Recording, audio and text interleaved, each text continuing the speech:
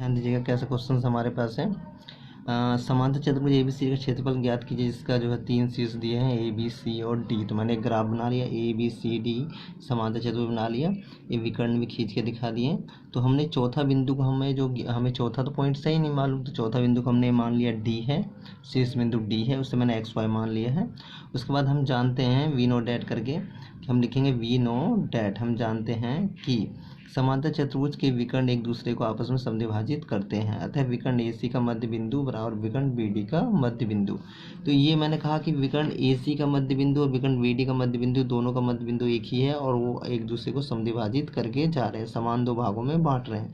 तो बिंदु M का निर्देशांक निकालेंगे। तो पहले मैंने कहा कि A और C, AC विकर्ण का मध्य बिंदु निकालते हैं। तो x1 x2 देखिएगा, यहाँ क्या है x1 प्लस x2 बटे 2, y1 plus y2, y1 plus y2 बटे 2। उसी प्रकार से मैं B और D वाले में निकालूंगा। तो x1 प्लस x2 बटे 2 और साथ में y1 प्लस y2 बटे 2 मैंने कर लिया, ठीक है। तो इस तरह से आपने दोनों तरफ का जो है मध्य बिंदु निकाल लिया। फार्मूला वही रहेगा, x1 प्लस x2 बटे 2, y1 प्लस y2 बटे 2 दोनों। अब यहाँ पे भुज की भुज के साथ कंपेयर कर लेंगे, कोटि की कोटि के साथ, ठीक है। भुज की भुज के साथ तुलना करने पर कोटि कोटि के साथ करेंगे। तो भुज हमारे पास है 2 2 4, 4 बटे 2 की हम तुलना करेंगे इससे x प्लस 2 रूट 3 बटे 2 से कर लेंगे कंपेयर आपस में, ठीक है। तो मैं इसे दो भागों में बांट दे रहा हूँ, इसे हटा दीजिए। फिर उसी तरह कोटि की कोटि के साथ, कोटि की किसके साथ करेंगे, कोटि के साथ। भुज की किसके साथ करा था, भुज के साथ करा था कंपेयर, ठीक है। तो ध्यान रखेंगे आप। तो इसे लिखेंगे 4 प्लस 6 बटे 2 बराबर y प्लस 5/2, ठीक है। दोनों तरफ मैं कर रहा हूँ कंपेयर। तो ये 2 से 2 कट जाएगा, ये 2 2 4 बटे 2 था ये। तो ये हमारे पास क्या आ गया, अब इसे सोल्व कर लेंगे। यहाँ पे भी 2 से 2 कट जाएगा, ठीक है। ध्यान दीजिएगा मैंने क्या लिखा, इसके साथ हम लोग ने x plus 2 plus root 3 is equal to 4, 4 1 जा 4, कैच गुना कर दिया, क्रॉस मल्टीप्लाई। तो हमने देखा x इजक्वल टू 4, इसे उधर भेजेंगे तो पक्षांतर करेंगे, 2 प्लस रूट 3 को पक्षांतर करेंगे तो ये दोनों माइनस के हो जाएंगे। 4 में से 2 गया 2 और ये ऐसे रह गया। इसी तरह इधर भी करा, y प्लस 5 की 1 में गुना करेंगे तो y प्लस 5 का ये आएगा।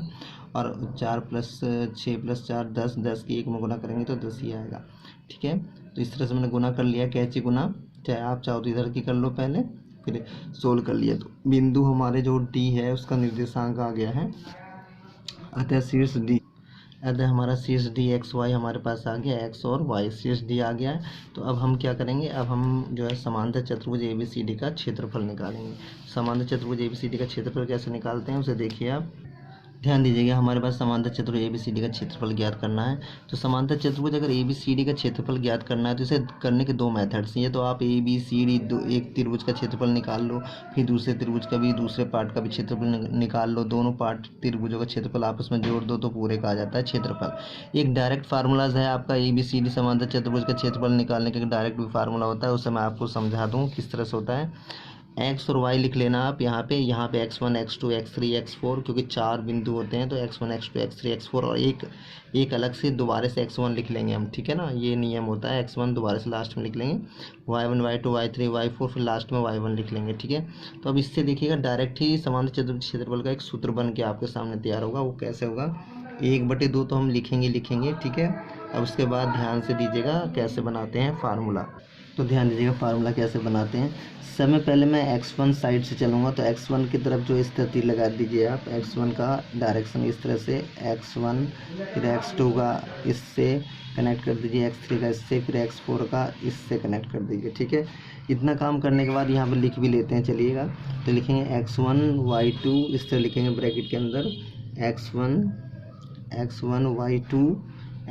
y2 प्लस x2 y3 यहाँ से देख करके प्लस x3 y4, ये आपस में इनकी गुना हो जाती हैं, ठीक है ना। अब बीच में प्लस का निशान लगाते रहेंगे, x4 y1, क्लियर। अब इसे बंद कर दीजिएगा ब्रैकेट, ठीक है। फिर अब उसके बाद माइनस का निशान लगाइए, फिर उसके बाद y1 से शुरू करेंगे। अब y1 वाले एक्सिस की तरफ से लिखेंगे फार्मूला, तो इसका कनेक्ट इससे करेंगे, तो हम ऐसे लिखेंगे ब्रैकेट में y1 x2 प्लस, और फिर इसका इसके साथ कनेक्ट करेंगे तो हमारा आएगा क्या चीज़, मैं यहाँ लिख दे रहा हूँ y2 x3, फिर उसके बाद x3 का हम करेंगे x4 के साथ, तो प्लस y3 x4, फिर उसके बाद x4 का करेंगे हम x1 के साथ, यानी कि क्या नाम है y4 x1। क्लियर है। तो ये हो गया हमारा डायरेक्ट फार्मूलाज। ठीक है, तो आप देखिए कैसे x1 x2 x3 x4, फिर यहाँ से y2 y3 y4 y1, उसी तरह यहाँ आप देखिए y1 y2 y3 y4 x2 x3 x4 x1। तो क्लियर किस तरह बनाया पता चल गया होगा आपको अच्छी तरह से। पहले x1 का इसके साथ, फिर x2 का y3 के साथ, x3 का, इस तरह से सारे करके, फिर इसका उल्टा अपोजिट इस तरह से करके माइनस कर लेते हैं। अब इसके अंदर सारे वैल्यूज़ आप जो है देख लेंगे, x1 x2 x3 का x4 का। तो पॉइंट्स तो आपको पता ही है, पॉइंट्स कहाँ से देखेंगे, यहाँ से देख लेंगे x1 x2 x3 x4 में। ठीक है, तो ये डी पॉइंट्स आएंगे आपके पास, तो इजी रहा आप काम अब करना। तो इसमें वैल्यू पुट करेंगे, तो ये तो आप यहाँ पे लिख करके रख दें, ए पॉइंट्स क्या है और बी पॉइंट्स क्या है, सी पॉइंट्स क्या है, डी पॉइंट्स क्या है, यहाँ आप लिख करके रख सकते हैं। ठीक है जी, ध्यान दीजिएगा, मैंने यहाँ बिंदु लिख लिया है ABCD, x1 y1 x2 y2 x3 y3 x4 y4। ठीक है, अब इसके अंदर वैल्यू मैं रखूँगा, फिर इसे आपको सोल्व करके दिखाऊंगा। ठीक है, तो ध्यान दीजिए क्या हुआ, हमने क्या करा, हमने वैल्यू रख दिया, x1 2 है, y2 5 है, x2 हमारे पास 2 + √3 है, y3 हमारे पास 6 है, गुना में रख दिया, प्लस x3 हमारे पास 2 है, y4 5 है, x4 2 - √3 है, y1 4 है। इस तरह से मैंने सारे इसका वैल्यूज़ हमने यहाँ रख दिया, फिर ब्रैकेट लगा दी, फिर अगले वाले का y1 हमारे पास 4 है, x2 हमारे पास 2 + √3 है, y2 हमारे पास क्या है 5 है, x3 कितना है 2 है, प्लस का निशान लगाते रहेंगे।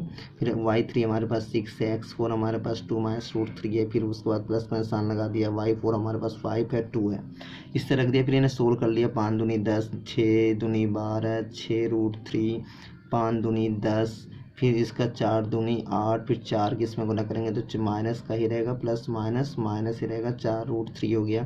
फिर माइनस का निशान लगा दी, फिर अंदर गुना करेंगे, इस ब्रैकेट के अंदर का सोल्व करेंगे, 4 दूनी 8, 4 √3, 5 दूनी 10, और 6 से इसमें गुना करेंगे, 6 दूनी 12, फिर प्लस माइनस माइनस ही रहेगा, 6 √3 हो गया, प्लस का प्लस, 5 दूनी 10 हो गया। इस तरह हल करेंगे, फिर इसे 10 12 और 10 और 8 इन्हें आपको सारों को जोड़ना है, तो आ जाएगा 40। क्या आ जाएगा 40। अब उसके बाद 6 √3 में से 4 √3 घटाएंगे तो 2 √3 आएगा। साइन चिन्ह हमेशा बड़े चिन्ह का ही आता है, बड़ी संख्या का ही आता है। फिर उसके बाद ब्रैकेट के अंदर भी 8 10 12 10 इन्हें जोड़ेंगे तो 40 ही आएगा। और ये जो 4 √3 में से 6 √3 घटाएंगे तो 6 का तो माइनस का है ना बड़ी संख्या, तो माइनस का आएगा, 2 √3 बचेगा, 4 जब जाएगा 6 में से तो 2। फिर इसे हम माइनस को हटाते हैं, ब्रैकेट्स को, छोटे ब्रैकेट को हटाएंगे तो अंदर के चिन्ह बदल जाएंगे, माइनस का 40 हो गया, माइनस माइनस प्लस का हो गया, 40 से 40 कट गया, 1/2, और अंदर क्या बचा, 2 2 4 √3 बचा, 2 से 2 कट जाएगा, तो हमारे पास आ जाएगा क्या चीज़, हमारे पास आंसर आ जाएगा 2 √3। अगले पेज पर मैं लिख दे रहा हूँ, आंसर हमारा आ जाएगा आपके सामने क्या नाम है, 2 √3, क्या आ जाएगा 2 √3 वर्ग इकाई। क्षेत्रफल हमेशा जो है वर्ग इकाई में ही लेना है। तो ये आ गया हमारा आंसर। क्लियर है, समझ में आ गया होगा आपको। अगला क्वेश्चन देखिए, अगला क्वेश्चन क्या हमारे पास ABCD, हमारे इस बार चारों पॉइंट्स गिवन है और हमें इसकी जो ऊंचाई ज्ञात करनी है। क्या ऊंचाई ज्ञात करनी है, इसमें समांतर चतुर्भुज की ऊंचाई हमें पता करनी है। ठीक है, तो हम क्या करेंगे, समय पहले अगर 4 पॉइंट्स है तो हम पहले समांतर चतुर्भुज का जो समचतुर्भुज का हम क्या कर लेंगे, क्षेत्रफल ही निकाल लेते हैं। ठीक है, तो समचतुर्भुज का क्षेत्रफल निकाल लेते हैं पहले, उसके बाद फिर ऊंचाई निकालना आसान होगा। ठीक है ना, समचतुर्भुज का फार्मूला सही निकालेंगे। तो मैं लिख रहा हूँ पहले, तो ध्यान दीजिए कैसे करना है हमें। हमने जैसे क्वेश्चंस बता दिया था आपको, इसमें हमें करना क्या है, पहले ध्यान दीजिएगा।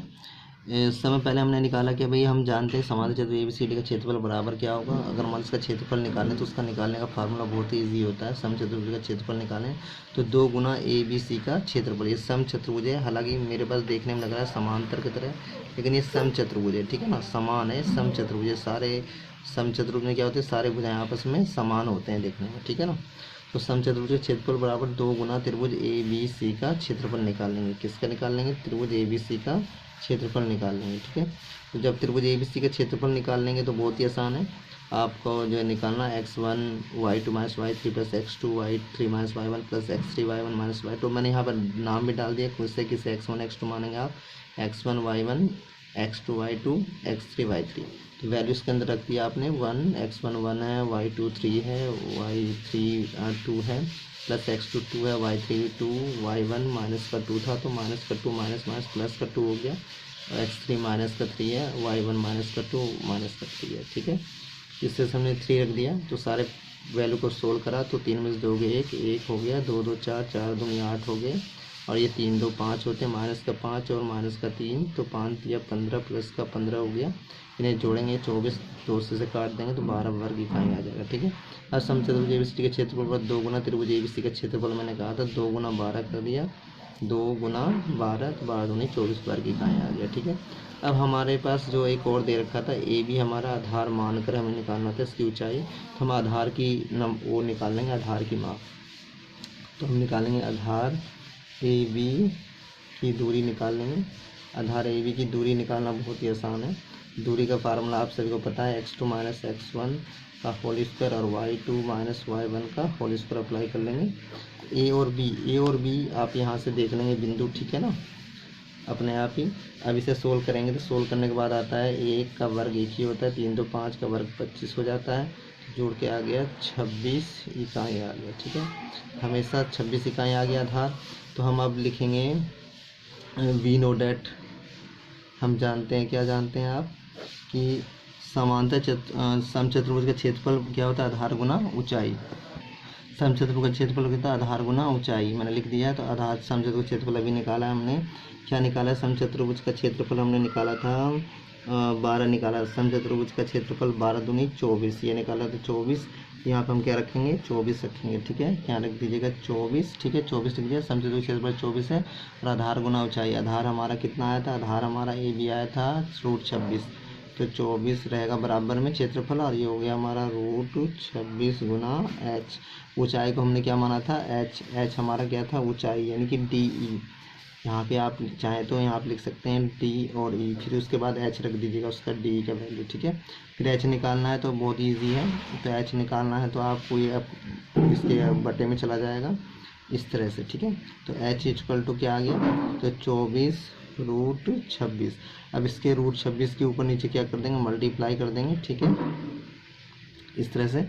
तो आप देखेंगे क्या, हर का परमीकरण कर दिया तो ये हो जाएगा 24√26 बटे रूट से रूट कैंसिल तो 26, फिर इन्हें दोनों काट देंगे तो हमारा h आ जाएगा आपका निकल के क्या, h निकल के क्या आ जाएगा आपका, h आ जाएगा आपके पास 2 से काट लेंगे तो ये जगह 2 1 2 2 2 4 12√26 बटे 13, ये हो गया हमारा इकाई। ठीक है, यही है हमारा ऊंचाई आ गया। ठीक है जी, आंसर ये समझ में आ गया, 26 12 इंटू 2 √26 बटे 13 आ गया। ठीक है, इस तरह से इस क्वेश्चन को हमें करने हैं के लिए